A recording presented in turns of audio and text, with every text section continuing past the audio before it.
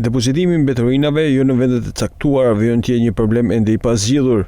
Një ndër pikat ku depozitohen mbeturina të shumta mbetet ajo pranë rrugës kryesore Shkodër-Velipoj në fshatin Trush, në njësinë administrative Bërdic. Vetëm pak metra larg segmentit Shkodër-Velipoj në zonën e Trushit depozitohen mbeturina inerte dhe urbane, duke ndotur ambientin dhe duke krijuar një pamje të shëmtuar për udhëtarët që lëvizin në këtë segment rrugor. Ndërsa vëret që mbeturinat me qëllim asgjësimin e tyre digjen duke krijuar në këtë mënyrë një ndotje mjedisorë.